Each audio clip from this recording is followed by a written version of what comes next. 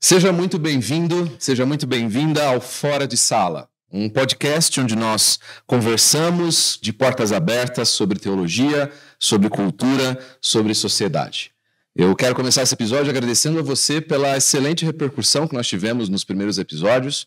Foi muito bom os 4 comentários dos nossos parentes que nós recebemos. Foi muito bom e eu quero agradecer a você pela atenção, pela confiança, por despender seu tempo em ouvir e em se interessar pelo trabalho que nós estamos realizando aqui juntos. O nosso objetivo é sempre dialogar, simplificar e trazer para você recursos que podem equipar pessoas para desenvolver um olhar cristão para os dilemas que cercam as nossas vidas.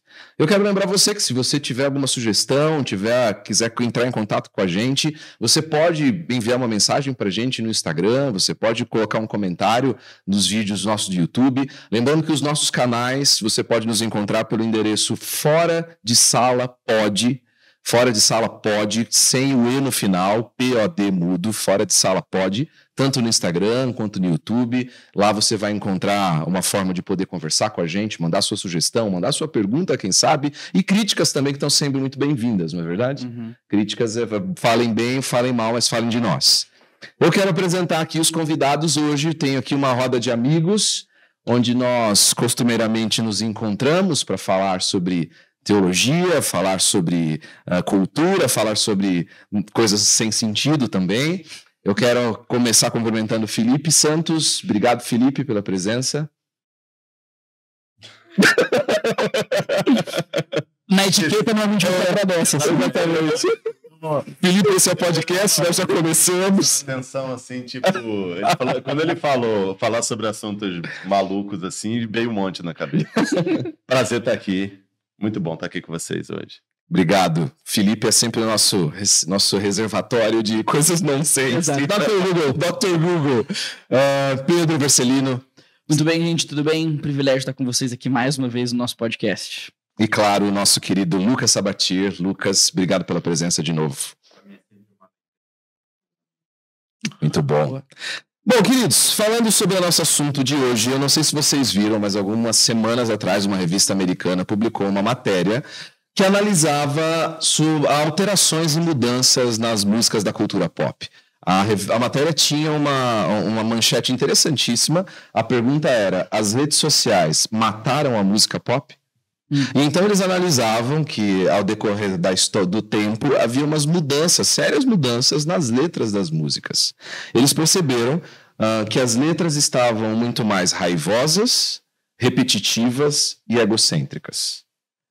A pesquisa era baseada num estudo feito pelo Instituto de Psicologia, que analisou o uso de pronomes nessas músicas. Havia uma mudança maior de pronomes do nós e nosso para o uso de meu e eu.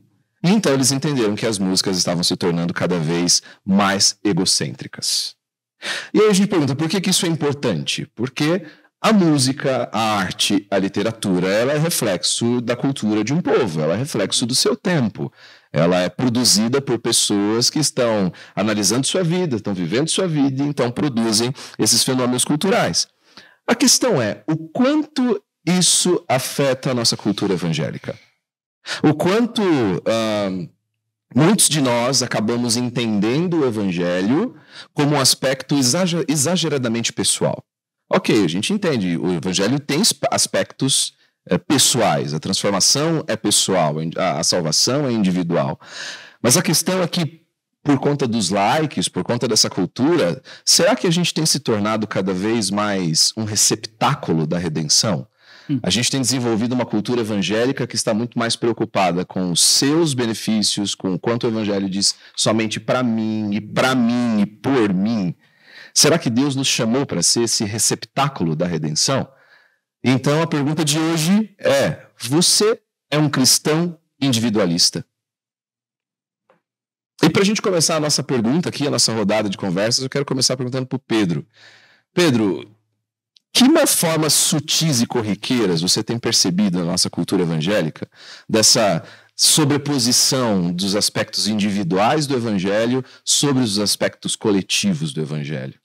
Lu, eu acho que tem alguns elementos muito interessantes, especialmente quando a gente fala do que diz respeito à cultura jovem global, que é a cultura que hoje ela transcende o Ocidente, e ela é a cultura de todo jovem adolescente que está conectado na internet.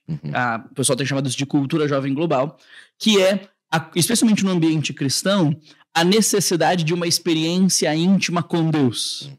Mais do que o participar de um culto, de uma celebração, do que cantar no coletivo, eu preciso ter uma experiência individual com Deus, no que diz respeito a sentir Deus, a ser tocado por Deus, a perceber que quando o pastor prega, ele está falando sobre mim. As aplicações, se elas não dizem respeito ao que eu faço ou ao meu contexto, elas não são para mim, elas não me dizem respeito. Eu acho que esse é um elemento muito claro nesse processo de transformação, em que o indivíduo passa a não se ver mais como parte do grupo, mas como alguém isolado dentro do grupo. E eu acho que um segundo movimento também tem a ver com a música cristã. Na própria música cristã, nós cantamos cada vez mesmo sobre o que nós fazemos como povo de Deus, sobre o nosso amor a Deus, sobre a nossa devoção a Deus, mas mais sobre os meus pés que estão vacilando, sobre as minhas lutas, sobre os meus medos. Eu acho interessante, tem um momento na sala de aula, quando eu estou ensinando sobre o Evangelho de Mateus, que é muito chocante para os alunos perceberem que o Sermão do Monte, quando Jesus ensina a orar o Pai Nosso é sobre nós. Nunca é o meu pão, nunca é o meu pai, nunca é o meu pecado, mas é sempre uma oração que leva a gente a pensar no coletivo. Eu peço por mim e pelo outro. Eu falo sobre o meu pai e o pai do outro. Sobre os meus pecados e o pecado do outro. Então, acho que isso tem sido cada vez mais fácil de identificar na nossa cultura.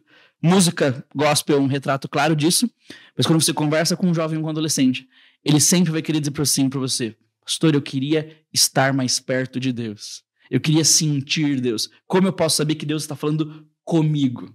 Não é suficiente mais ouvir a Bíblia sendo lida no culto. E ali Deus está falando com a congregação. Ele quer saber o que Deus tem para dizer especificamente para ele. Sabe um aspecto, não sei se vocês já perceberam, mas um dos elementos onde eu sempre percebo isso acontecendo é no indivíduo que ele vai para a igreja, ele chega, sabe aquele cara que sempre chega depois que o louvor começou, ele chega assim, minutos antes da mensagem, ele vai, senta no lugar, não olha para ninguém, não cumprimenta ninguém, ele senta ali, ele ouve a mensagem, assim que a mensagem acabou, ele vai embora sem querer contato com ninguém. Sabe essa ideia de que assim, eu fui, recebi minha dose, fiz o meu papel, experimentei o que Deus tem falado para mim e já era, vou embora, vou para casa, sabe? Não sei se vocês já viram isso também, ou conseguem encontrar esses elementos em outros momentos da sociedade também. Felipe? Cara, eu sinceramente acho que isso aí se intensificou agora, mas eu me converti em 1996. Nós já víamos essas coisas. Já havia... Eu lembro que quando eu me converti, nós ainda cantávamos muitos hinos na igreja, né? Então eram hinos que... Os hinos de fato eram mais orientados a Deus, e todo elemento individual do hino era muito assim, a minha condição como pecador e o Senhor como a solução do meu pecado.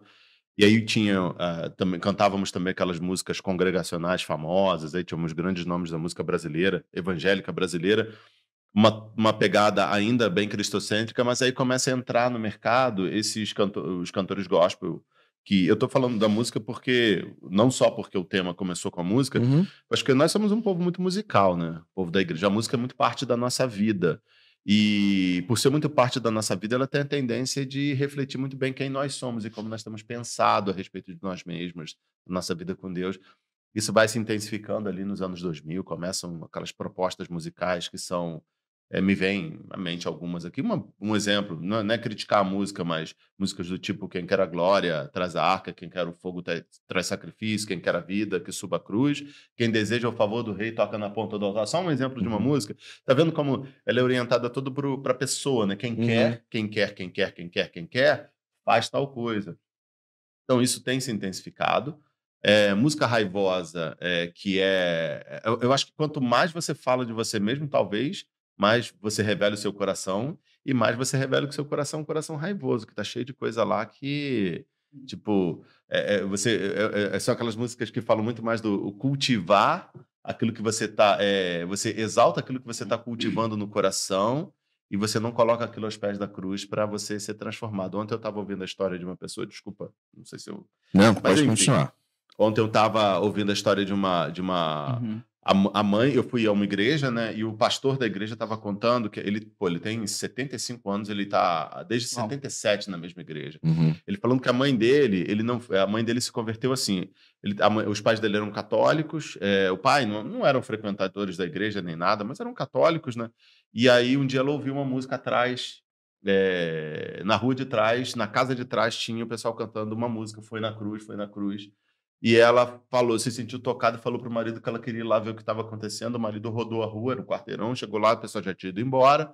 Ela ficou super frustrada, passou um mês ali pensando sobre aquilo. Certo dia ela tá passando na rua e o grupo que estava cantando aquela música estava fazendo um culto culto público, culto na praça, e cantando Foi na Cruz.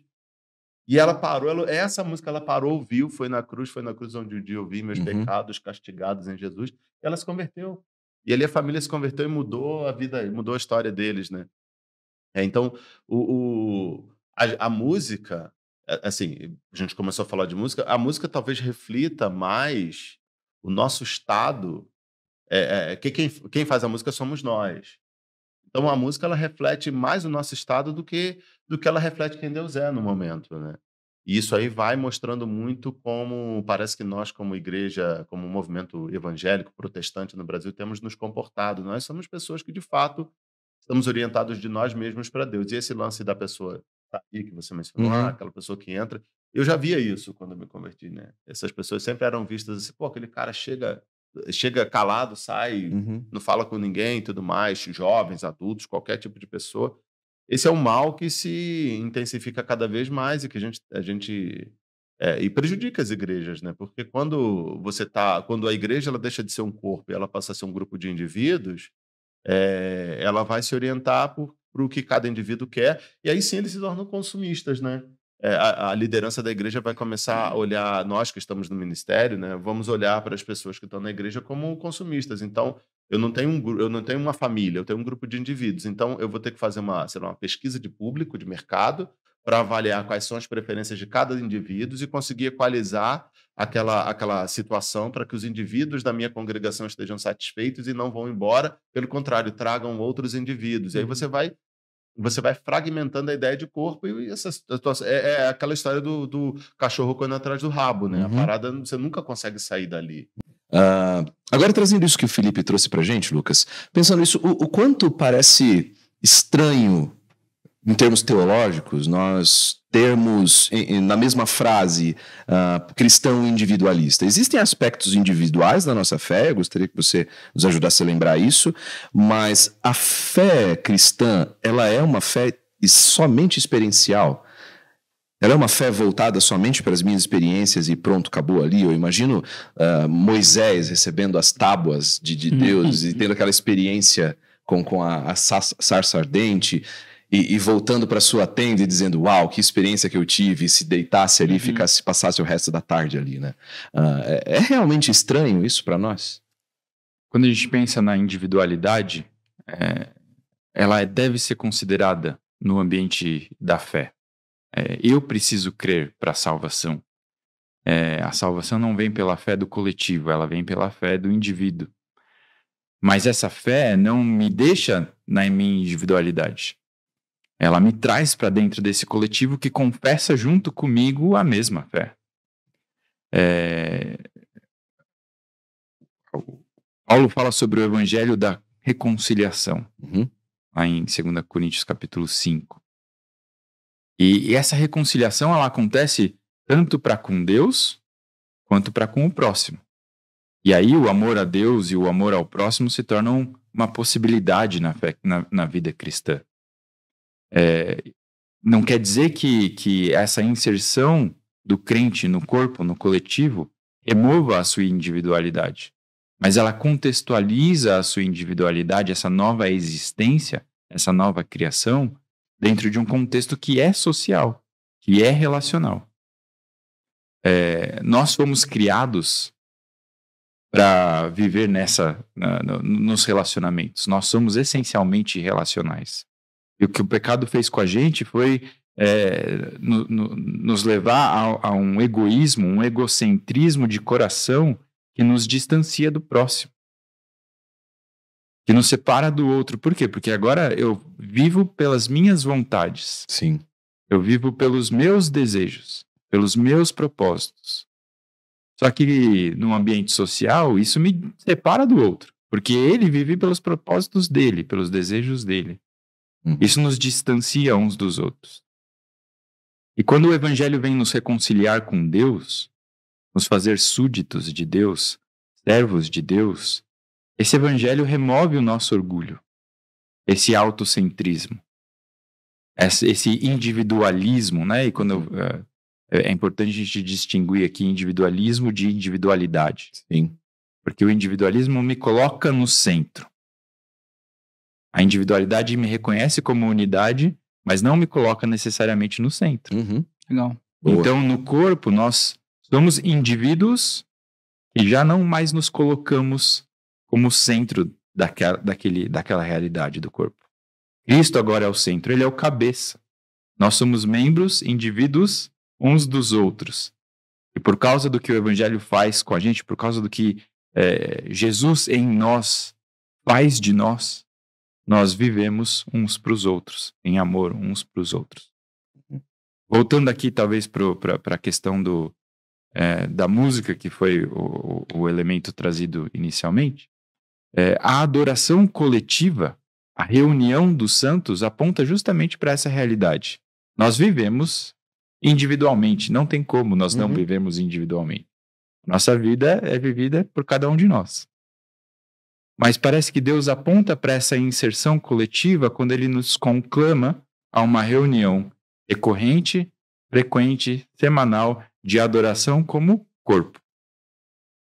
E aí me dá arrepios quando algum ministro de louvor por aí fala: feche os olhos e esqueça das pessoas que estão ao seu lado no domingo de manhã. Isso tem muito, né? Porque aponta justamente na direção oposta do propósito daquela reunião. E volte para si mesmo de novo. Exatamente. Né? Esqueça quem está do seu lado.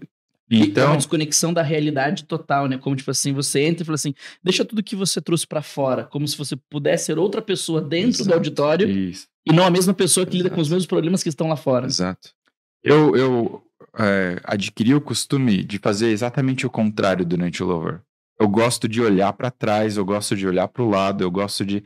Por quê? Porque eu estou ali com o propósito de adorar coletivamente. Coletivamente. E às vezes a pessoa do meu lado é desafinada, às vezes a pessoa do meu lado é muito afinada e ela canta muito melhor do que eu. Às vezes a pessoa do meu lado está cantando uma verdade que eu sei que é difícil para ela viver. Às vezes eu olho pro lado e vejo essa pessoa cantando logo eu, um pobre pecador, e eu sei o quanto ela é pecadora. Ou quando ela canta sobre conforto, eu sei o quanto ela sofre. E ali ela está cantando, simplesmente cantando como alguém dentro do auditório, mas ela está ministrando na minha vida. Porque ela está me lembrando da graça que confronta e que conforta. Uau. É isso. Ô Felipe, parece que esse aspecto era muito precioso para a igreja ao longo do tempo, né? A liturgia era voltada para uma adoração em conjunto, a leitura bíblica era voltada para uma adoração em conjunto. Acho que a própria ceia, historicamente, no início, simbolizava essa comunhão, né? Esse corpo, pessoas chamadas individualmente, mas que agora desfrutam do mesmo centro, dessa mesma nova vida, né? É isso. Se você fizer uma análise, se você colocar a Bíblia dentro do seu contexto histórico, para começar, você vai perceber que é aquilo que o Lucas falou, né? A individualidade existia, mas ela nunca estava acima da coletividade. Individualidade nunca significou individualismo na igreja ao longo da história, nem no povo de Israel no Antigo Testamento. Você vê as pessoas...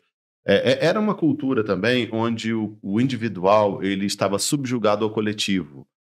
E mesmo quem estivesse acima da cadeia, vamos pensar o exemplo de uma família greco-romana, de uma família romana. Você tinha o pater família, ele tinha poder, às vezes de vida e morte, né, sobre membros da família, e todo mundo que estava debaixo dele prestava contas a ele.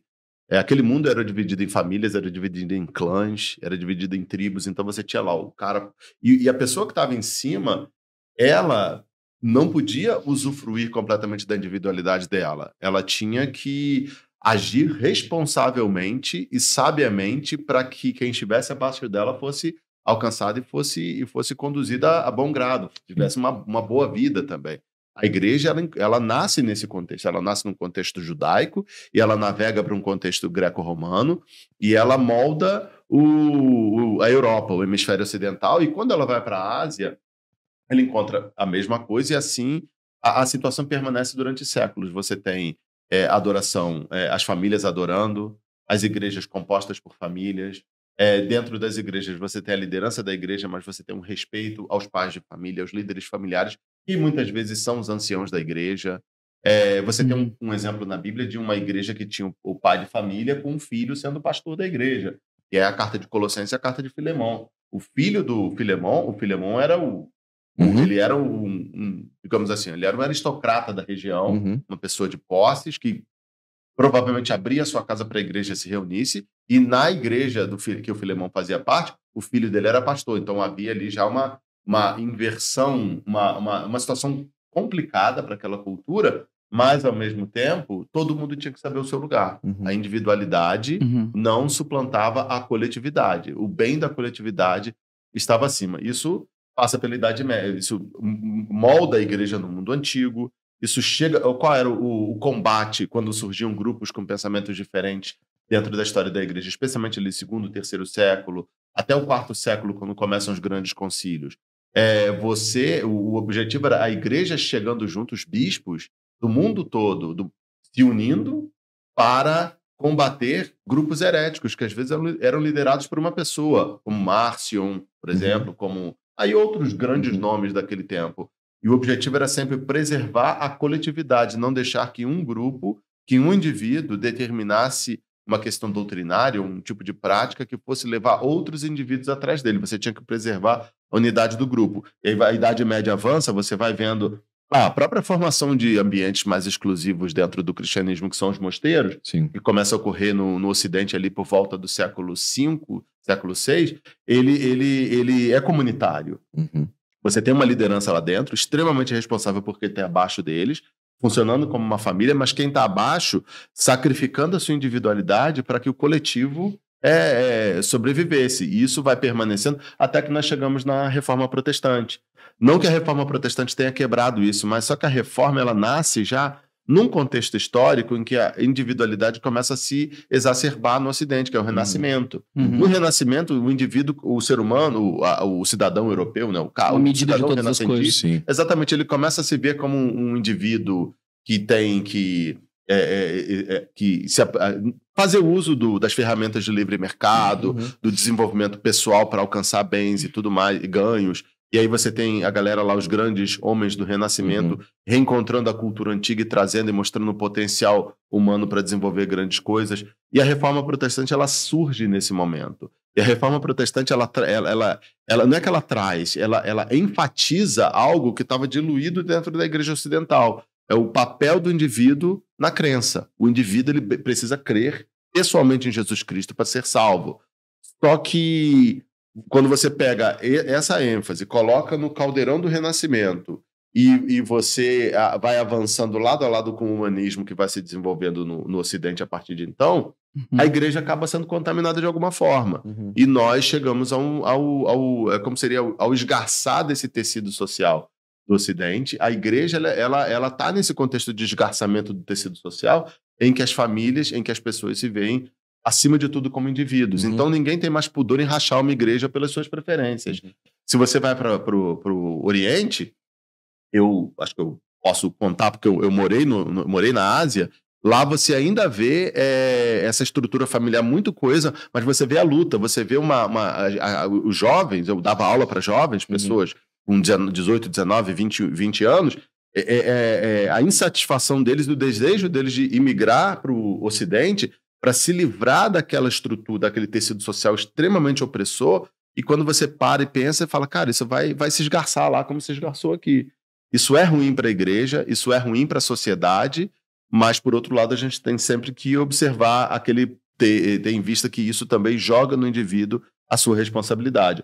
O indivíduo que começou a trazer o individualismo para dentro da igreja, Agora ele precisa reconhecer que ele é responsável por devolver a coletividade para dentro do grupo de indivíduos e buscar a coesão. É o nosso, acho que um dos desafios do nosso tempo, né? E eu acho interessante isso, porque você passou na Reforma, você chegou ali perto do Iluminismo, mas no movimento pós-iluminista, quando você tem o romanticismo surgindo na sociedade, o que acontece ali naquele momento?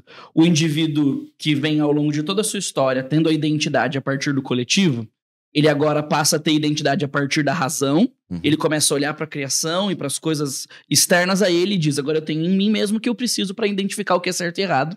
Mas no romanticismo o movimento se volta para dentro, e é nesse período que o indivíduo começa a olhar para si mesmo para identificar bem e mal, valor e tudo mais. E a partir dali, agora tudo que sempre foi uma identidade derivada de alguém, eu sou um filho porque eu faço parte de uma família, eu sou um anglo-saxão porque eu estou nesse contexto histórico, agora eu sou aquilo que eu enxergo em mim mesmo para ser. E então começa a construção da identidade moderna. E ali, na construção da identidade moderna, agora o indivíduo ele olha para si mesmo, e quando a gente chega no século XX, em algum momento no século XX, agora não existe mais nada externo a mim que me atribui identidade e valor. E isso é sempre um conceito construído. E eu construo identidade e valor para mim mesmo. E se eu construo identidade e valor para mim mesmo, eu estou em constante conflito. Porque quando eu construo identidade, afirmar a minha identidade tem a ver com negar a outra. Eu sou isso porque não sou aquilo. Eu sou assim porque não me encaixo ou pertenço a esse ambiente. E, consequentemente, isso é uma questão cultural e social, o crente que nasce dentro de uma identidade moderna, ele nasce formado a pensar em si mesmo, a parte de si mesmo, e definindo a si mesmo, a parte dos relacionamentos externos. Não sou o que o meu pai diz que eu sou, não sou o que minha sociedade diz que eu sou, não sou o que a minha igreja diz que eu sou, e ele começa a construir uma identidade para si mesmo. Qual o problema? É que essa identidade moderna, ela é extremamente fragmentária. Ela é extremamente frágil, porque eu estou sempre brigando com todo mundo para que as pessoas me validem com a identidade que eu afirmo ter sobre mim mesmo. E eu começo a perder o senso de que, na verdade, quando eu digo que eu sou o que eu sou porque eu quero ser aquilo que eu sou, eu não estou determinando a minha identidade a partir de mim mesmo. Eu só estou respondendo o que minha cultura diz que eu deveria fazer. Estava ouvindo um pregador esses dias e ele falou algo muito interessante.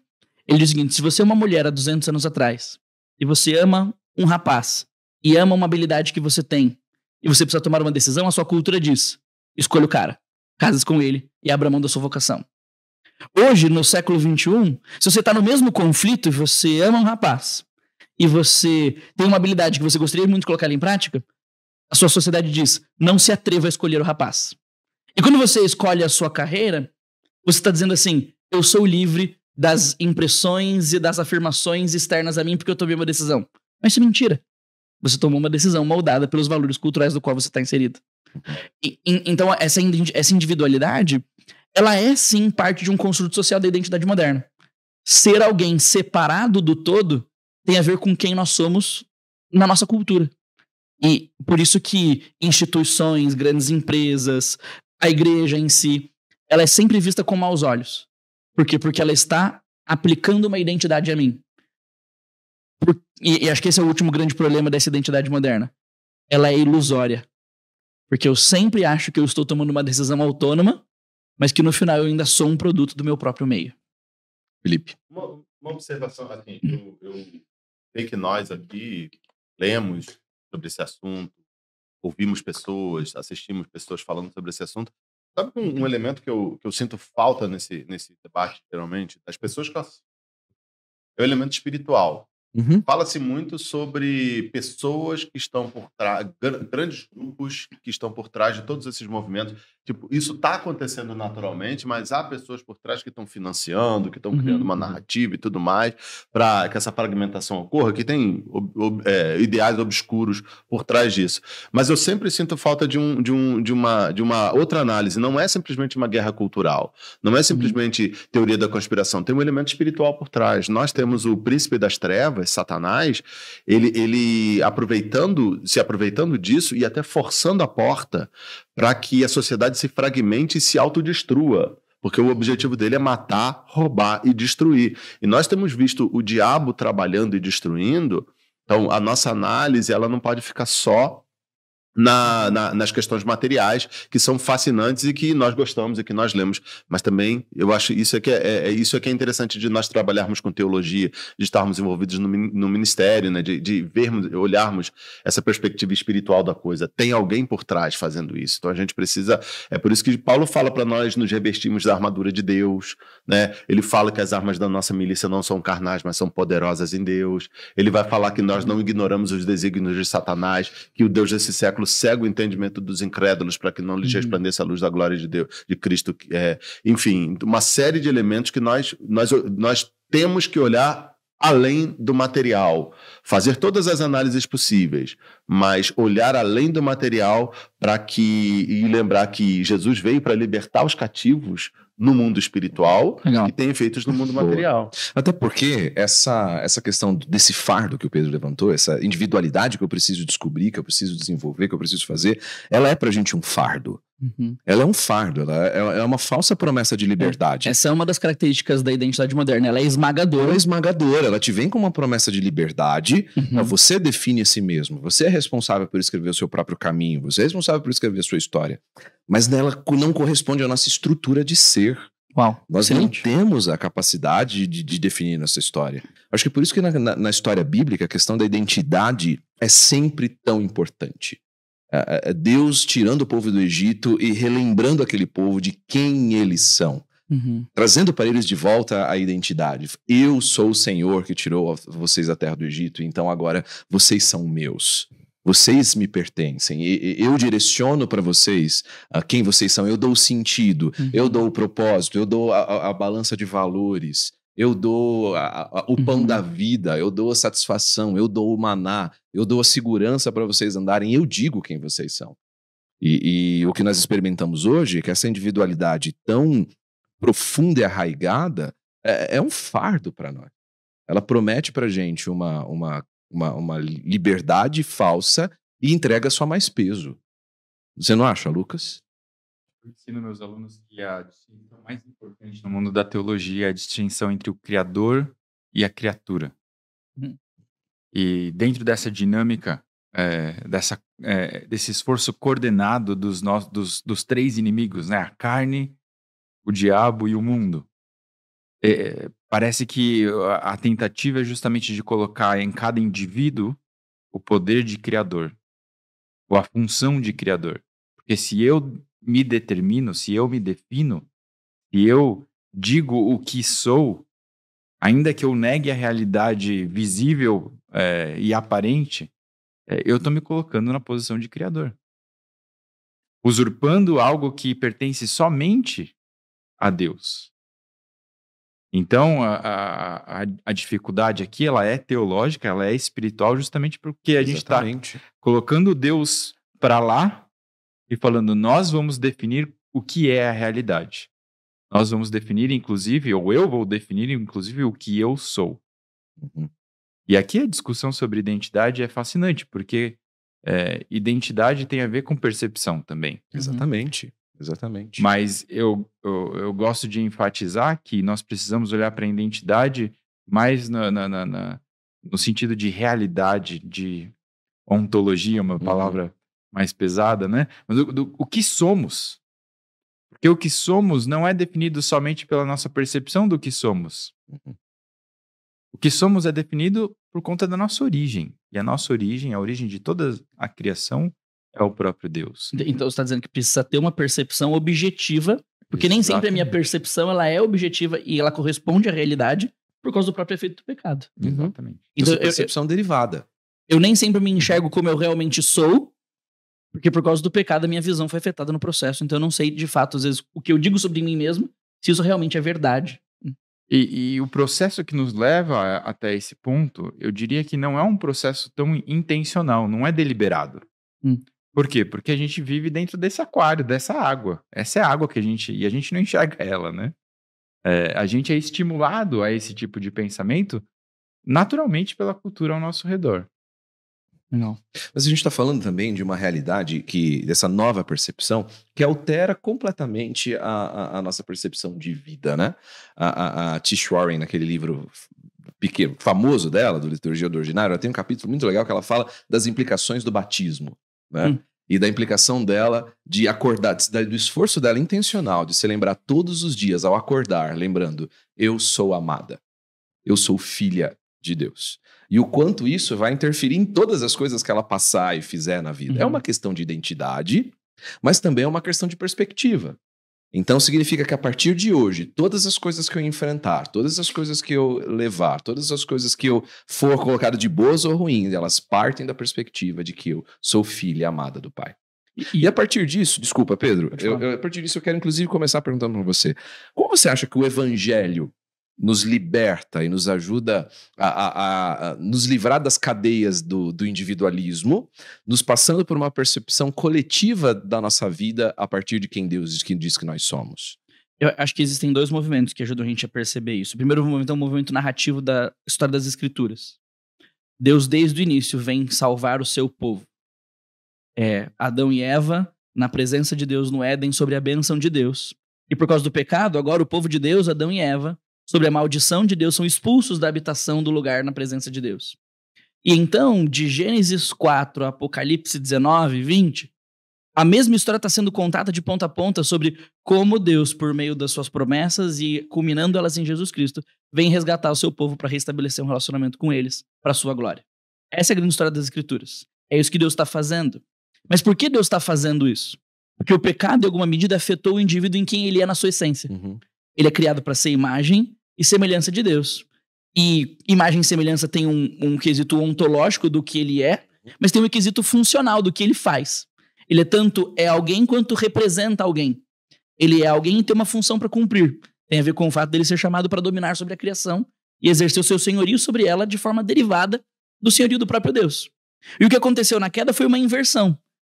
Deus dá nome ao homem, o homem dá nome à criação. Na inversão, a criação subjuga o homem, a serpente coloca ela no lugar dele, e o homem agora tenta subjugar Deus, ele quer ser autônomo do próprio Deus. Então a cadeia foi invertida no processo. E agora, ao longo de toda a história da redenção, Deus vem mostrando que o homem perfeito, o próprio Senhor Jesus Cristo, o novo Adão, é aquele que reestabelece essa ordem cósmica no universo. Deus no centro de todas as coisas. O homem de volta à sua função representativa de glorificar a Deus, e a criação de novo subjugada e liberta dos efeitos do pecado. Então, ao longo da história da redenção, nós temos Deus restaurando não só a sua glória diante de toda a criação, mas também restaurando a identidade do homem. E a identidade do homem é para que ele seja, de novo, parte de um coletivo que deriva a sua identidade do próprio Deus. Então, uma das maiores preocupações do próprio Deus é restaurar a identidade do homem para que ele seja, de fato, o que ele foi criado para ser. E o Evangelho mostra algo para nós brilhantemente quando nós falamos sobre as 2 ordenanças de Jesus. O sacramento do batismo e da ceia são a restauração, por meio dos 2 movimentos que Jesus estabelece, da nossa coletividade que preserva a nossa individualidade. Porque o que é o batismo? O batismo é o símbolo da nossa união com Cristo e com o corpo de Cristo. E quando alguém é batizado, ela declara para todo mundo, eu estou unido a Cristo e, consequentemente, unido a vocês. Por isso que o batismo sempre tem que acontecer, pelo menos na minha perspectiva, num culto. Sim. Porque é diante do povo de Deus, para se dizer para o povo de Deus, sou parte de vocês, me reconheçam como tal. E a ceia faz o mesmo movimento, só que agora a ceia é o símbolo da união, mas também da comunhão com Cristo e com a igreja. Por isso que a ceia sempre repete. E ela acontece vez após vez, e eu estou participando da vida de Jesus pelos elementos, e eu estou participando da vida de Jesus com todo mundo. E eu acho que essa é a beleza, inclusive, da última ceia, quando todo mundo bebe do mesmo cálice e come do mesmo pão. Acho que esse é um elemento simbólico interessante, inclusive, que algumas tradições da igreja ao longo da história preservaram, né? Todo mundo bebendo do mesmo copo, todo mundo comendo do mesmo pão. E o que é ceia e batismo? Ceia e batismo são as implicações do Evangelho. Eu sou unido na morte e ressurreição de Jesus por meio da fé, e eu sou alimentado espiritualmente por Jesus e o seu Espírito, que é o que nós vivemos na ceia. Então, eu acho que essa é a resposta do Evangelho para o individualismo. É uma lembrança de que eu entro num relacionamento com Jesus e, consequentemente, com a igreja. É o batismo. E que quando eu sou suprido espiritualmente por Jesus, que é o que nós lembramos na ceia, Jesus não supre a mim mesmo. Ele supre a comunidade. E uma das maneiras do qual Jesus supre a comunidade é com a sua palavra, e na sua palavra está cheia de mandamentos que os crentes deveriam colocar em prática uns para com os outros. Faz sentido isso? Uma das coisas que você levantou quando você estava falando sobre a queda, da busca do homem por sua autonomia, né? O Evangelho na verdade, ele redime o homem não ao ponto de torná-lo autossuficiente ou melhor na sua humanidade, extrapolando as suas fraquezas. Parece que Deus fez a gente cheio de limitações que a gente odeia dentro desse mundo caído. Por isso que a gente tem um fascínio com os super-homens, os super-heróis. Por quê? Porque nós não gostaríamos de transcender a nossa limitação de tempo e espaço, nós gostaríamos de transcender a nossa limitação de força, visão de raio-x, de visão, os sentidos são limitadores. Você só consegue escutar aquilo que está imediatamente perto de você, aquilo que ver aquilo que está à sua frente, né? Nós somos cheios de limitações. Só que essas limitações são perfeições da nossa humanidade. Deus nos fez assim, com fome, com sono, com sede, para que a gente dependesse das outras coisas. E isso é bom. Essas coisas não são efeitos da queda. Essas coisas são parte da nossa humanidade e Deus nos fez assim, perfeitos. Né? Quando Jesus nos redime, quando a gente encontra a graça do Evangelho, essas limitações elas não são desfeitas. Pelo contrário, elas são abraçadas em completa dependência de Deus. E aí a gente vive pela fé. A gente agradece o nosso pão, a gente agradece a água, a gente agradece o sono, a gente agradece os sentidos, porque ainda bem que a gente não consegue ver todas as coisas ao mesmo tempo, e quando a gente vê num feed de internet, a gente fica, né, quando está acontecendo uma guerra e você se depara com infinitas fotos de uma situação que está bem longe de você, e agora está tão perto, você transcendeu as suas limitações de certa forma, e você está exposto a algo que você não deveria. A própria tecnologia é um esforço de nos tornar esse super-homem, esse super-herói. Né? O Steve Jobs queria que os aparelhos que ele queria criar na Apple fossem extensões invisíveis do nosso ser. E eles de fato se tornaram. Você tirar o meu telefone aqui, vai parecer que está faltando um braço meu. Né? Por quê? Porque ele me torna mais autônomo.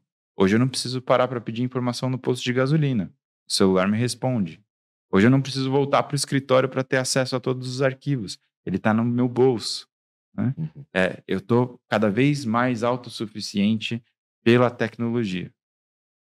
E o que o Evangelho vai fazer, vai me convidar a fazer você não consegue ser autossuficiente. O peso dessa autossuficiência, dessa autonomia, é maior do que você consegue carregar. Não é à toa que a gente tem mais recursos hoje do que nunca na história, e ainda assim a gente está cada vez mais medroso, mais ansioso, mais triste, mais desesperado. E é engraçado como a cultura lê isso subliminarmente, né? Se você pegar os últimos filmes de heróis que nós temos aí nos 10, 15 anos, todos eles apresentam heróis em crise. Heróis não conseguem suportar o fardo de salvar o mundo. Eles estão perdidos. O Peter Parker só quer ser um adolescente normal. Ele não quer ser um Homem-Aranha. Todos eles. O Homem de Ferro vive uma baita de uma crise da meia-idade. Baita de uma crise, exatamente. Demonstrando que subliminarmente nós vivemos numa cultura que ao mesmo tempo te promete essa sensação de super-homem, mas ela diz, nós estamos cansados com isso. Cansa, e é por isso o filme de super-herói tá cansando, ninguém aguenta mais ver isso. Mas de certa forma isso nos leva a buscar também algumas respostas para isso. Quais são, na opinião de vocês, algumas perspectivas e consequentemente estratégias pela qual nós podemos caminhar para fugir desse individualismo, não da individualidade, como nós já distinguimos muito bem, mas de um individualismo para uma vida mais centrada em Cristo, e a partir de Cristo nós podemos estender a nossa fé aos outros. Quais seriam perspectivas e quais seriam os caminhos práticos pela qual as pessoas que estão nos ouvindo poderiam adotar esse tipo de estratégia? Inclusive comunidades. Talvez nós tenhamos pastores ouvindo esse problema e dizendo, poxa, minha igreja tem vivido isso, meus jovens têm vivido essa realidade. O que eu posso ajudar a minha igreja, a minha comunidade e a minha vida a tornar o que nós conversamos aqui hoje em prática? Eu acho que eu posso começar. Eu acho que a primeira perspectiva, acho que eu vou partir de onde o Lucas levantou a bola, é a gente reconhecer e cultivar a dependência, a mútua dependência de uns aos outros no contexto da comunidade. E eu acho que uma das melhores maneiras de fazer isso é por meio da vida comunitária nos pequenos grupos. Eu acho que a vida comunitária no pequeno grupo, em que a vulnerabilidade é uma cultura, isso é uma resposta a essa identidade do self, de eu estou sempre competindo para ser o melhor. Aonde eu estou ali, junto com outras pessoas que não estão esperando que eu seja o melhor, eu posso simplesmente ser eu mesmo, alguém quebrado, machucado, que falha. Então eu acho que talvez uma das melhores respostas para a nossa igreja no século XXI seja de fato a vida no pequeno grupo. Seja de fato a vida onde eu tenho uma identidade a partir do todo, e eu posso ser alguém que não se preocupe em mostrar algo que não deveria mostrar em outros lugares. Então, a vida comunitária no pequeno grupo, onde eu falo dos meus problemas, abro meu coração, onde eu peço ajuda, e tá tudo bem, porque eu não sou menos por causa disso, porque eu parei de competir pela minha identidade, isso faz com que eu deixe de ser individualista e passe a depender do todo para receber uma identidade. E aí que tá a grande beleza dessa vida comunitária. Porque qual é a identidade que eu vou receber do grupo? A mesma que todo mundo já tem. Porque ela é sempre derivada do próprio Deus. Então ali vão ter irmãos meus, que também são filhos do mesmo Deus, pecadores como eu, necessitados da graça de Jesus como eu, que têm recursos de Jesus para compartilhar comigo. Então eu acho que a vida comunitária no pequeno grupo, ela precisa ser estimulada, porque ela força o indivíduo a ser dependente, a se abrir e a compartilhar, né? O professor Edward Welch, nos Estados Unidos, um conselheiro bíblico que eu gosto muito, ele tem um livrinho fininho chamado Lado a Lado, que ele usa 2 palavras para dividir o livro, e para mim isso é essencial na minha vida. Ele diz, nós somos necessitados e nós somos necessários. Uau. Eu acho que uma das melhores maneiras da gente combater a individualidade pecaminosa é lembrar, eu sou necessitado do outro para ser. Porque Deus me fez pro coletivo e não pro individualismo. Mas eu também sou necessário para alguém, para que ele seja. E eu acho que isso muda tudo. Muito bom. Talvez comentando o que o Pedro está dizendo, não é uma estratégia de pequeno grupo que vai remover o egoísmo, o egocentrismo dos nossos corações, né? A gente pode ter estratégias práticas de estimular esse tipo de dependência e de ministério mútuo. Mas a gente precisa sempre ter consciência de que o problema está dentro e não nas práticas externas que a gente vai alterar aqui e ali, né? Filipenses capítulo 2, Paulo vai tratar da humildade, mas o ponto central do argumento dele é a unidade. Por quê? Porque a humildade é o fundamento da unidade, que é considerar os interesses do outro. Só que para a humildade nós precisamos enfatizar o evangelho. Porque o evangelho vai mostrar que você não consegue, Jesus consegue. O elo, né? Que une. Exatamente. A atitude de Cristo deve ser a mesma que a gente vai apresentar, porque é esse Cristo que habita em nós, por meio do seu Espírito. Então, talvez, tentando responder sua pergunta nos seus fundamentos, o que a gente precisa é, em todas as nossas estratégias, no nosso louvor, na nossa pregação, no nosso pequeno grupo, nas nossas conversas de dia a dia, ter uma centralidade no evangelho que aponta para a humildade, ou que gera a humildade, né? Eu falo que o remédio do orgulho não é a humildade. A humildade é o estado saudável, o orgulho é o estado doente. Mas o que nos leva de um lado para o outro, que nos leva da doença para a saúde, é Cristo. É Ele quem nos leva à humildade. E levando à humildade, então eu começo a considerar os interesses do outro acima dos meus. E aí a gente vai usufruir de unidade. E é legal isso que você falou, porque o evangelho faz algo por nós. Ele passa uma régua e diz, está todo mundo aquém. Mesmo nas suas buscas e lutas para ser algo e para afirmar que você deve me reconhecer pelo que eu digo que eu sou, o evangelho diz, você pode tentar ser o que você quiser. Aquilo que você faz por si mesmo não é suficiente. Exato. E essa é a grande verdade do evangelho. Na sua insuficiência, Jesus é a sua provisão. Ele vem ser aquilo que Deus quer que você tenha, para que você seja o que Deus quer que você seja. Então o evangelho nos dá o que nos falta, e o evangelho nos mostra que aquilo que a gente acha que falta não está faltando. E então ele diz, veja, você é igual a muita gente. Porque todos são necessários do mesmo evangelho, da mesma pessoa de Jesus Cristo. E agora, quando você recebe esse evangelho pela fé, por mais que você diga que você é o que você é diferente do outro, em alguma medida você é igual a todos eles. Exato. Porque você é dependente do mesmo Senhor Jesus. Exato. O que me ajuda sempre a Quando eu olho para o meu próprio coração, a perceber aspectos de individualismo no meu coração, eu acredito que o evangelho, de uma maneira ampla, realmente é o que nos ajuda a relembrar de quem nós somos e do que Cristo fez por nós. Cristo nos salvou e nos salvou de mim mesmo, nos salvou de nós mesmos. E eu gosto de pensar que quando ele nos salva, o que ele está fazendo em mim, ele está fazendo num povo. Não é? Quando nós chegamos em Apocalipse, eu não estou adorando Jesus sozinho. Em Apocalipse eu estou com uma multidão de santos, com uma multidão de pessoas que foram regeneradas e feitas novas criaturas como eu. E se nós falamos de graça, de perceber o evangelho, eu acho que nisso ainda ganha mais cor que você falou, Pedro, da questão dos pequenos grupos, da questão de estar perto de pessoas, de andar com pessoas, de ver o Cristo que está fazendo em mim, trabalhando também na vida de outros. Da mesma graça que está operando na minha vida, ouvindo histórias, ouvindo pessoas, ouvindo testemunhos e dizendo, cara, Jesus está ativo. A multiforme de Cristo, a multiforme graça de Jesus está agindo nesse mesmo momento, não só na minha vida, como na vida de outras pessoas. Por isso que um dos meus cultos preferidos sempre foi o culto de batismo. Culto de batismo, para mim, na igreja de onde eu venho, na igreja de Tupã, era um momento onde as pessoas iam até o púlpito e contavam suas histórias. Contavam como elas eram sem Cristo, quando elas encontraram Cristo e onde elas estão hoje com Cristo. Não devia um culto que eu não me emocionava.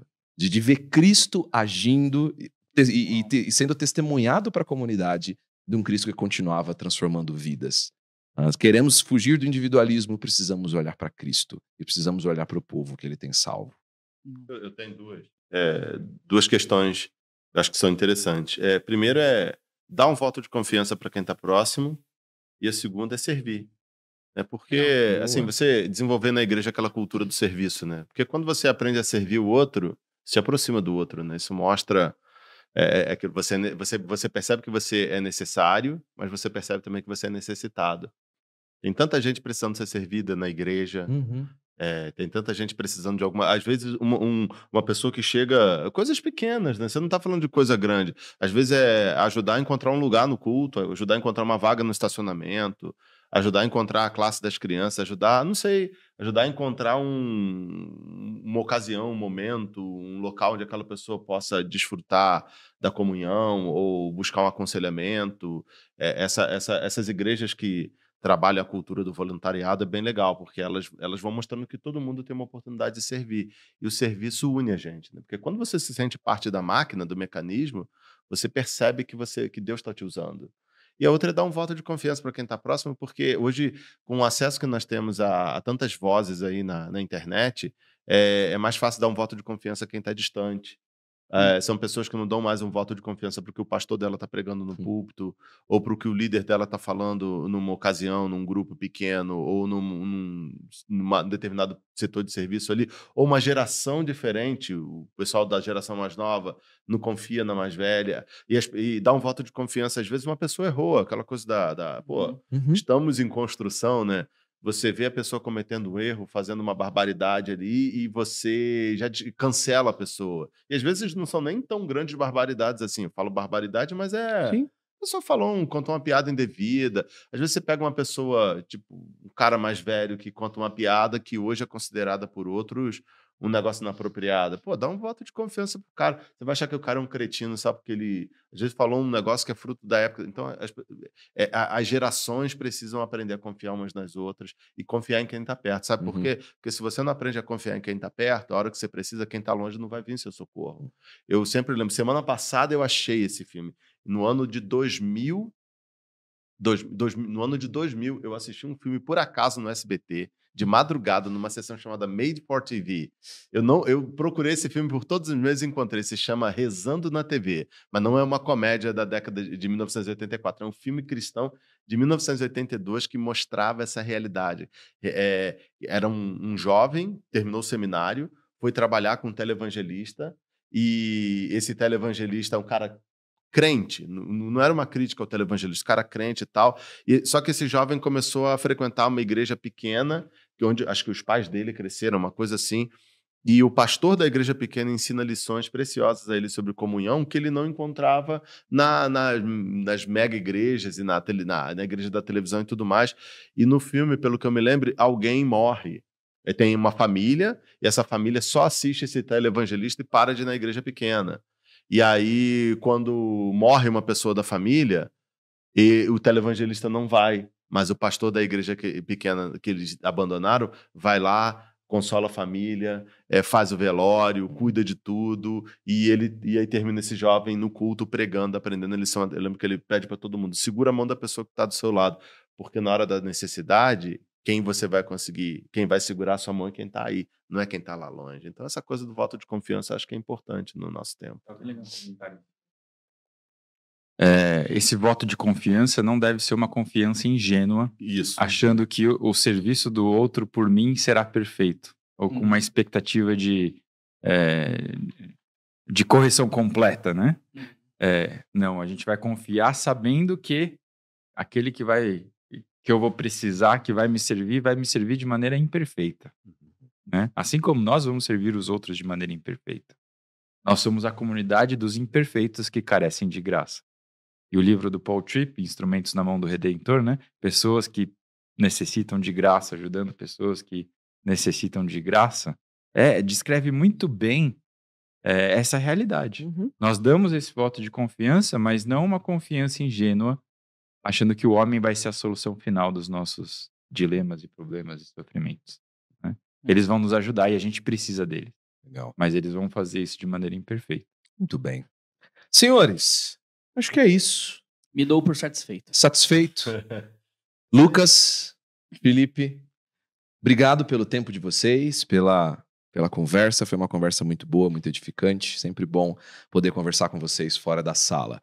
Esse é o nosso podcast, um podcast onde nós conversamos assuntos, nós debatemos cultura, teologia, sociedade, conversas que nós não temos tempo de conversar dentro de sala de aula.